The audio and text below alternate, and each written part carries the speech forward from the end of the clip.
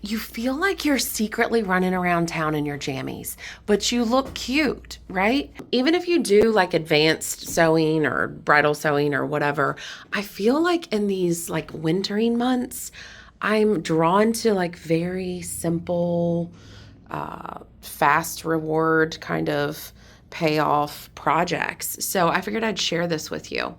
This is basically just a knit that I have cut from here. That's about like where the bottom of this hits. And this is about the length I want it to be. I think it's a little bit long, so I've left room for him. And I love a bubble hem in these. I made a jumper a couple videos ago too. I got this. This is more of that like Walmart remnant fabric that I reviewed a couple videos ago as well. So we're going to use that. It's super soft knit. And we're going to do a bubble hem with pockets. Here we go. I just chose a contrasting fabric and I'm going to cut out 2 of these. I just want 2 kind of like oversized pockets that I'm just going to applique onto the jumper. So I don't really care about doing any type of facing for them. Just going to cut these bad boys out. Pocket shaped. There we go. And I'm just going to do this. Okay. Let's throw this thing together and then I'll model it for you. And you can let me know if you decided to make one as well. So this is going to be the back seam. So I want, this is going to be the center front of the skirt. So to find these, we're just going to go like this.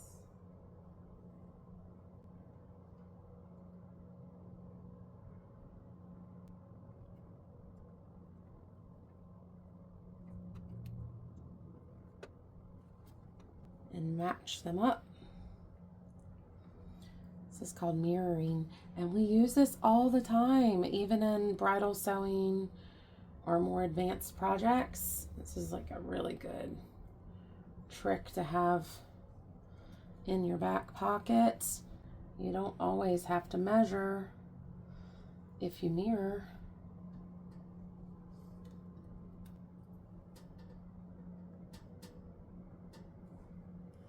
So I'm going to sew these pockets on. Also, I'm going to use a top stitch that's kind of like a mauve-ish color because I want my threads to show. And I think that'll look pretty against the gray, seeing as all the kind of pinkish mauve-ish undertones we have going on here. All right. If you don't like a raw edge, just fold this under first and sew it, but I don't mind it. Here we go.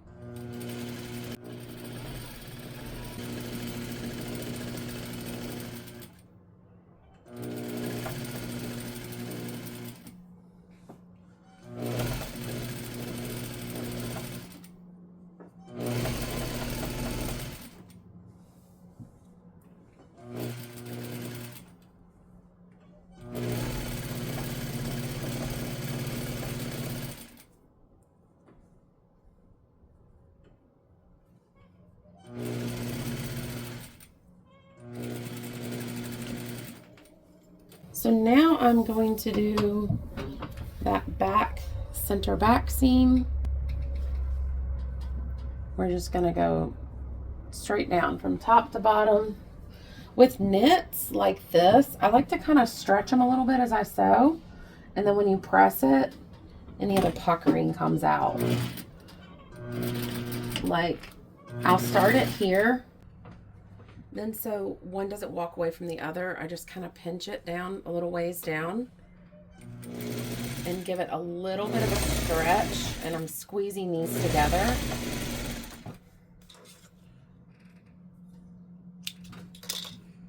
That way the bottom piece of fabric that's closest to the bobbin and the feed dogs doesn't look bunched up compared to the top piece of fabric.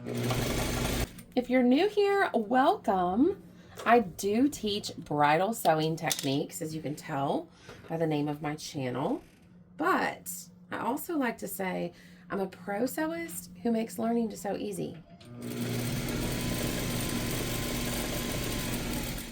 So quite often I back up and do easier projects and just kind of sprinkle in some of these techniques that transfer nicely to more difficult projects.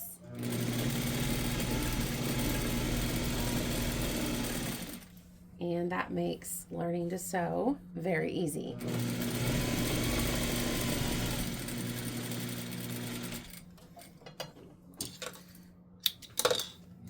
All right, so we've got that going. Now we're gonna attach it to the sweatshirt. Now you'll notice I didn't give you measurements for this fabric. That's because you can make the skirt as full or as straight as you like. The main thing is make sure it'll fit you. And then after that, you just want to kind of gather it evenly. So what I'm doing is pulling this, each side of this, and I'm identifying the side seams where they would be. If this had side seams, this only has a center back, but these are where the side seams would be if it had side seams, and they're going to correspond with the side seams of the sweatshirt. And then this center front, you want to make sure it lines up with that center back. So I'm going to notch that as well. This little notch, we use these professionally as well. That's going to help you with lining everything up. So I'm going to fold these two side seams together and identify the center front here. I'm going to mark that. And identify the center back and mark that. And the side seams are obvious. So I'm going to pin this here. Find that notch for the side seam, pin it there.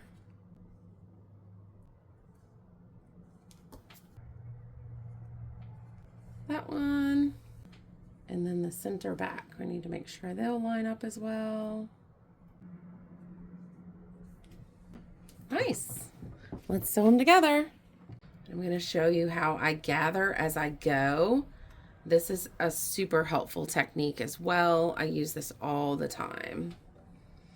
If you need perfectly spaced gathers, the best thing is to measure them out, mark them and all that, pin them and do it right. Or you can use some type of ruffler attachment that is a high quality one. It's really precise, but this is what I do all the time. So I pull like from here to here, I pull. So this is the center of those two. And then I pull and find the center of these two. And I add one more pin. That way, if my gathers are not perfectly even, at least every eighth of the distance, it's gonna be equal. So what you're gonna do is you're gonna start like this, back stitch, and you've got this pinned together and kind of evenly spaced with your fingers. You're gonna give it a pull so that they're both flat together. This is going to allow a little bit of stretch in that stitch as well because we stitched it stretched. That way you don't pop your stitches when you put it on. All right, I'm going to lock that just because I'm going to do the same thing from that quarter piece. That was the back left quarter if you were wearing it. And we're going to go to the side seam. Make sure you're sewing kind of equidistant to the edge of the sweatshirt, however far from the edge you want to do. I'm just doing it, I don't know, about 1/4 of an inch from the edge, but you might want more or less. We're going to do the same thing. Find the center. Find the center. Pin it. Once you get the hang of this, this is so fast.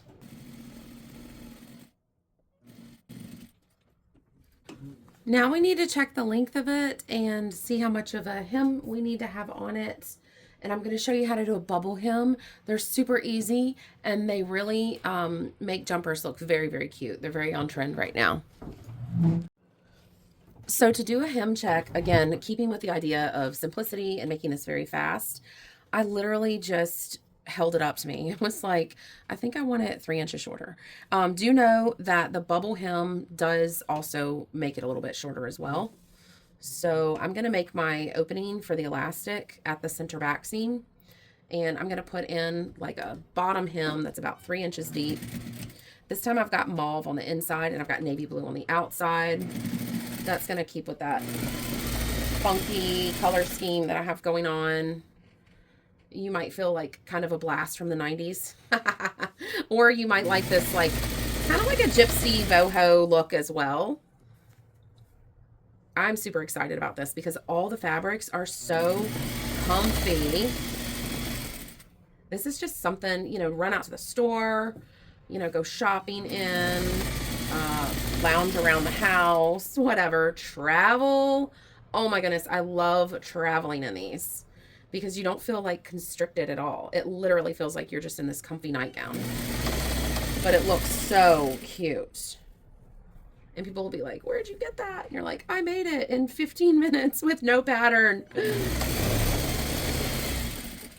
All right, we're just gonna go all the way around, 3 inches deep. Now, the length of elastic that you put in here is gonna vary based on how strong the elastic is and also how wide of a stride you have. That's like when you walk, how far apart do your legs need to go for you to not be like clippy, clippy, clippy.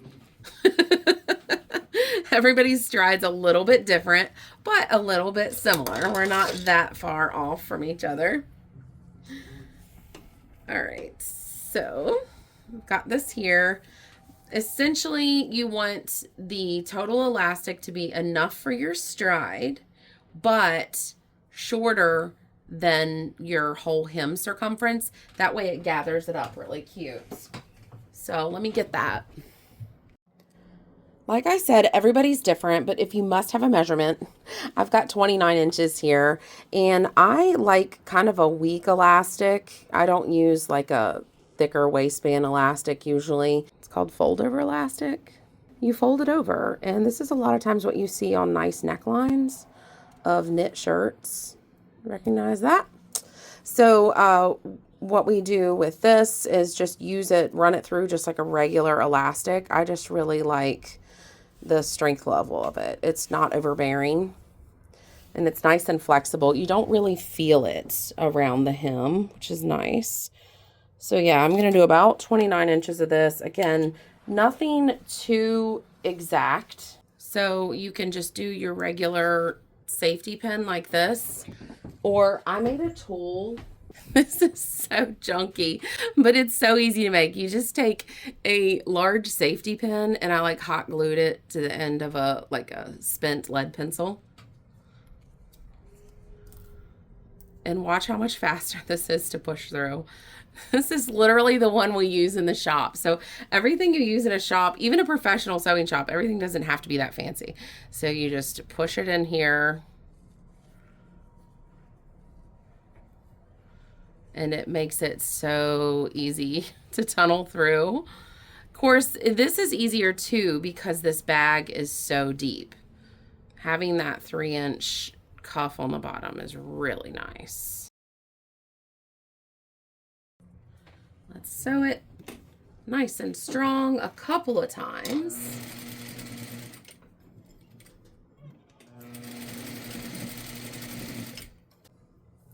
I'm going to close up that little hole just so it looks cohesive on the outside.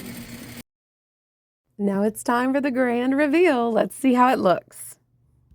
So comfy. Super fun. So the biggest problem with this is now you have to decide, are you going to go shopping or are you going to get a book and sit in the lazy boy? Because it all feels the same when you're wearing this. There you go, 15-minute jumper.